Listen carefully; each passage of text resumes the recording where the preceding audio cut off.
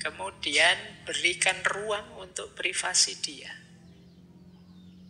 Ya seperti tadi, ya pekalah. Setiap orang perlu privasinya sendiri-sendiri. Jangan mentang-mentang teman akrab kamu di kamar kosnya buka lemari, buka laci, buka dompetnya kamu buka. Wah, iya, kadang-kadang kamu begitu kan. Wah, teman saya ternyata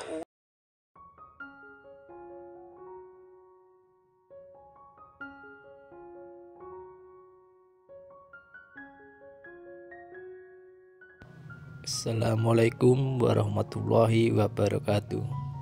Jumpa lagi di Kata Filsafat. Jadi untuk melakukan kebersamaan tadi ya, ketika ada masalah, ada beberapa rumus. Ayo kita mengenang memori-memori kebersamaan selama ini. Jangan segan-segan untuk memaafkan kesalahan dan berjanjilah untuk tidak menyerah. Tetap berpegangan tangan apapun yang terjadi, serta pekalah terhadap situasi temanmu, sahabatmu, pasangan, biar kamu bisa mengambil keputusan yang pas. Kita lanjutkan. Kita sudah belajar 2 rumus. Nah, di banyak teori disebutkan dasarnya kebersamaan itu respect. Tidak mungkin kalian langgeng bersama kalau tanpa respect, tanpa menghargai. Yo, jangan hanya menuntut dihargai, kita juga harus bisa menghargai pasangan kita, siapa saja itu. Ada banyak ilustrasi yang saya ambil di situ, contoh cara menghargai beberapa ya. Yang paling banyak disebut menghargai itu antara lain kita mampu mendengarkan. Kalau teman-teman belajar soft skill itu nanti banyak ditekankan pada listening skill, mendengarkan dengan tanpa berpaling. Maksudnya kita tahan mendengarkan dibandingkan kita ngomong. Kita itu kan biasanya sering tidak tahan. Kalau ada teman kita, pasangan kita ngomong, pinginnya kita sendiri yang nyerocos. Temanmu mau curhat, baru ngomong 1 kalimat, kamu nasihatnya sudah 1 bab. Kita tidak tahan mendengarkan. Padahal mungkin temanmu lebih ingin didengarkan saja. Dia ingin berbagi perasaan, bukan mendengarkan petuah wasiatmu. Wong dia ingin berbagi, malah kebalik kamu yang memberi nasihat banyak. Ayo latihan banyak mendengarkan, ini lebih respect. Apalagi semoga tidak ada di sini yang kalau ada teman yang ngomong sukanya motong. Sudah, aku ngerti maksudmu. Enggak, dengarkan sampai tuntas, meskipun kamu sudah tahu. Dia sedang ingin meluahkan, sedang ingin berbagi apa yang dia rasakan. Itu penghargaan namanya. Biarkan dia ngomong sampai tuntas. Bila perlu sebelum kalian komentar, kalian minta izin dulu. Aku boleh komentar enggak? Kamu perlu masukan enggak? Aku ada sih nasihat buat kamu, tapi kalau kamu merasa sudah lega ya enggak apa-apa, mungkin enggak perlu nasihat saya. Karena kadang-kadang kita itu memberi nasihat, tapi kadang-kadang bikin masalah baru, menyusahkan yang kita beri nasihat. Nah, dia datang dengan longgar, begitu pulang tambah mikir dia. Kadang-kadang kita begitu. Nah, ayo latihan jadi pendengar yang baik. Yang kedua, di antara penghargaan kita terhadap orang yang bersama kita, akui perannya, kontribusinya. Ya paling tidak kalau dia ada jasanya untuk kita, sekecil apapun, terima kasihlah. Kita itu sering mengecil-ngecilkan perannya orang lain. Itu yang membuat hubungan tidak langgeng. Kamu cari, pasti ada kok kontribusi temanmu, sahabatmu, pasanganmu terhadap dirimu. terima kasih ya sudah ini sudah itu, bahkan boleh terima kasih ya kamu masih sehat, masih bisa menemaniku, terima kasih ya kamu gembira dan lain sebagainya. Terima kasihlah, mengakui kontribusinya. Ini menghargai. Orang yang dihargai itu kan terus senang, kebersamaannya bisa langgeng. Yang ketiga, jujurlah dan terbukalah. Yo, memang yang paling menyakitkan kalau kita punya sahabat, punya teman, itu kalau dia bohong. Entah untuk tujuan apa, untuk kepentingan apa, itu kan dibohongi, menyakitkan. Membohongi teman, tidak jujur pada teman, tidak terbuka pada orang yang bersama kita, itu menunjukkan kita tidak menghargai mereka. Dan ini membuat hubungan tidak langgeng. Mbok sama temennya sendiri kan harusnya bisa lebih terbuka, tidak pakai rahasia-rahasia, tidak pakai terlalu banyak basa-basi. Harusnya begitu. Kalau sama orang lain yang tidak terlalu akrab mungkin lah, tapi kalau sama teman sendiri yang tiap hari bersama kita, ya kalau saya tetap mending jujur dan terbuka. Seandainya jelek, buruk sekalipun, insya Allah mereka bisa memaklumi. Wong teman, kecuali orang lain. Jadi jujurlah, itu syarat sudah. Karena akan lebih fatal kalau kita tidak jujur dan terus kebongkar. Itu lebih menghancurkan kebersamaan. Kemudian selain jujur dan terbuka, siaplah untuk berkompromi. Kadang-kadang keinginan kita dan keinginan dia beda. Berkompromi itu ya sudahlah, wong keinginan saya baik, keinginan dia juga baik kok, ya sudah ikut dia saja, tidak apa-apa. Itu namanya berkompromi. Saya pinginnya ngaji filsafat bareng, kok dia mintanya nonton sepak bola bareng. Dua-duanya kan bagus. Yang pertama belajar, yang kedua nasionalisme. Loh, sama-sama bagus. Bolehlah berkompromi. Ya sudahlah, nanti ngaji ada rekamannya kok hari Minggu.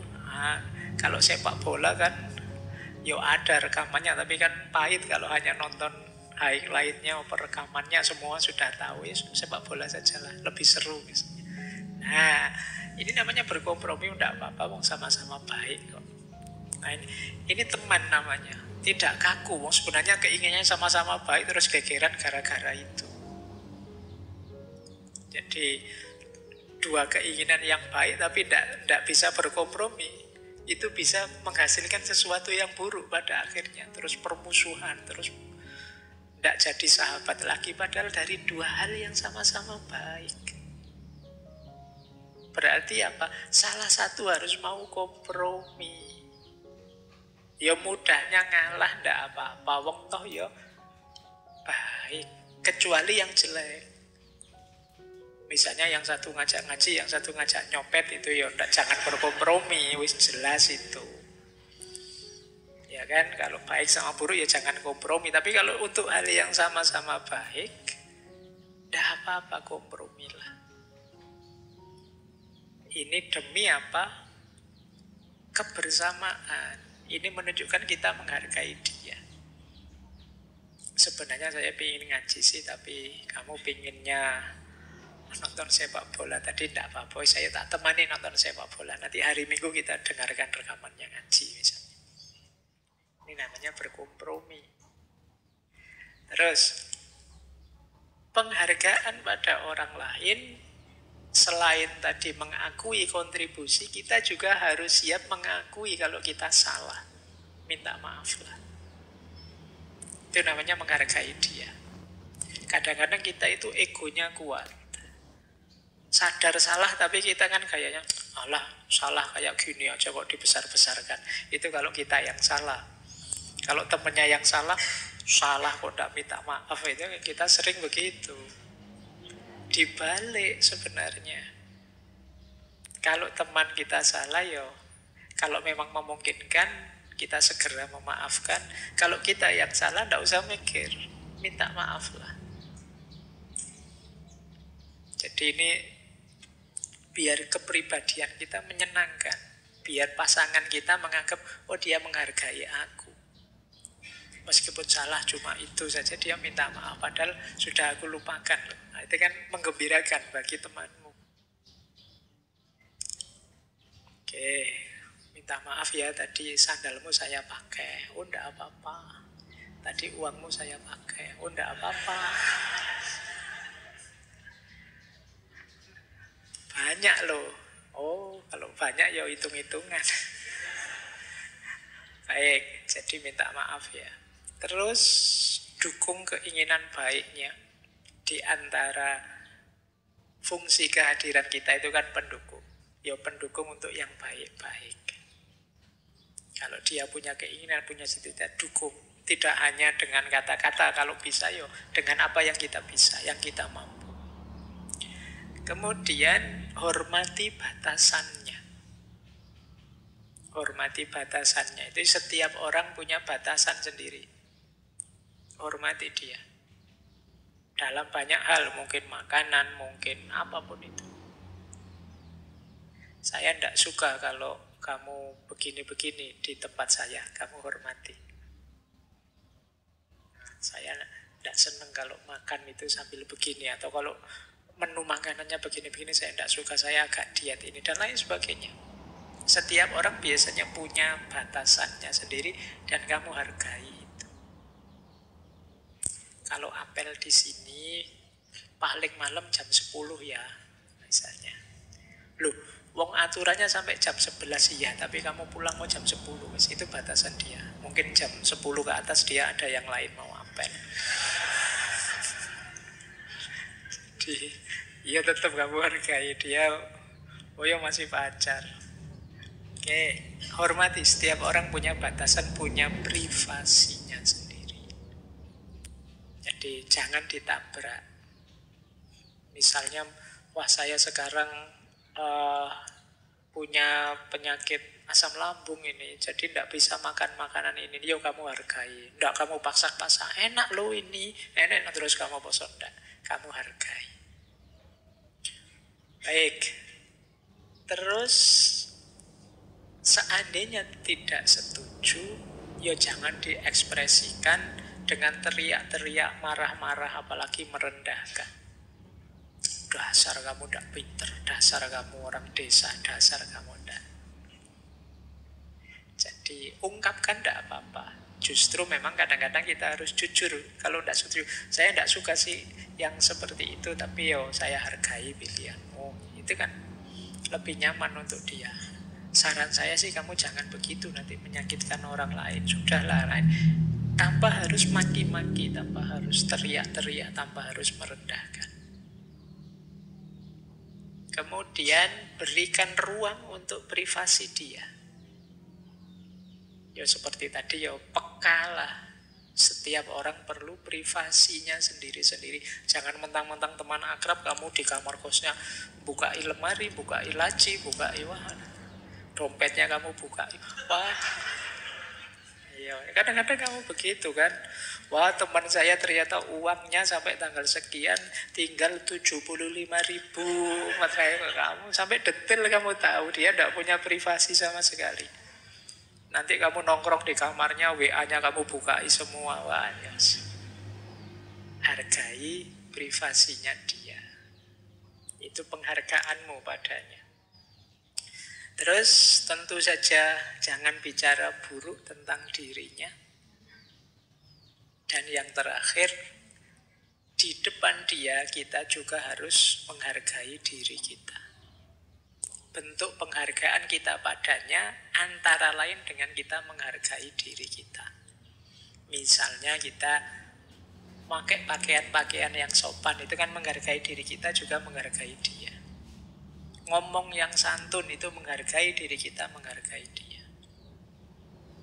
Penghargaan-penghargaan seperti ini akan melanggengkan kebersamaan. Ayo latihan. Hidup itu jadi indah, nyaman dalam kebersamaan kalau rumus ini kita pakai. Tidak apa-apa lah, ini mumpung tahun depan ada rame-rame mesti pilihan presiden, pilihan apa, itu kan terus biasanya kenceng. Kita lupa norma-norma kebersamaan, saling menghargai meskipun mungkin pilihannya beda-beda. Toh kita ini terkoneksi dalam satu kesatuan kebersamaan tadi loh. Mungkin sesama anak bangsa, bahkan sesama manusia, sesama makhluk di semesta, sesama makhluknya Tuhan dan lain sebagainya. Kita dituntut saling menghargai. Terima kasih sudah menonton sampai habis. Semoga bermanfaat. Wassalamualaikum warahmatullahi wabarakatuh.